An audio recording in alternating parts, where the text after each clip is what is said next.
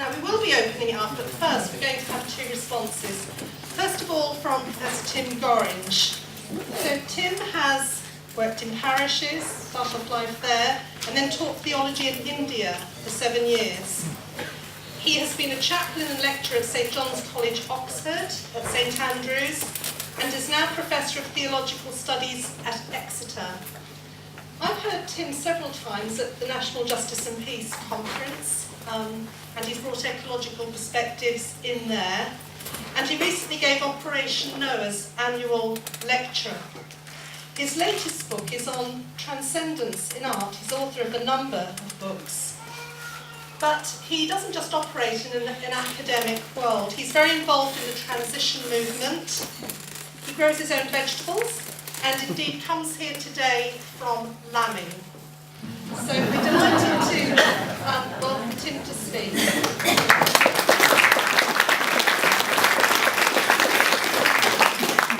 It's true, I did in fact deliver 2 lambs between 6 o'clock and 7:30. We expect another 4 to 6 later today. So, are Christians, are religious people interested in spiritual matters? I mean, is that what we're about?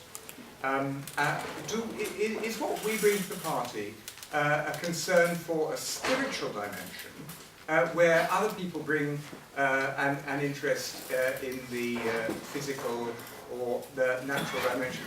I don't think so at all.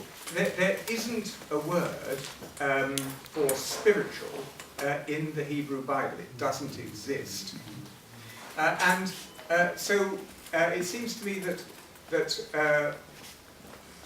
instead what we're concerned with is an understanding of all reality, from rocks and stones and trees and the ewes that I'm dealing with and their lambs and all the rest of it, all of that reality as caught up in the divine, as coming from the divine, as speaking to us of the divine. So there isn't a part of reality which is spiritual, as opposed to something else which is material or not spiritual. The whole bloody thing is spiritual. So I'm a bit allergic to that idea that there's some kind of realm which we, people of faith, have access to, which others don't have access to. Not the case at all. We all share in the same world, and it's not that non-believers, our humanist friends, the people who don't go to church, who don't worship, it's not that they don't actually have ultimates which function in the way that faith in God functions. And Jonathon actually alluded to that when he said that faith underlies everything that we do, whether or not we say that we believe in this or that. So what we mean by the word God is that which underwrites, which underlies any particular social structure. The word God refers to that which legitimates any social structure. And we can understand that through the Christian narrative, through the narrative of Leviticus, which puts a question to any understanding of God which condones exploitation and which does not think of social reality in terms of redistribution, because redistribution is at the heart of what Leviticus is about. And I'll make this my last remark. What Jonathon was saying about technology seems to me to be absolutely right.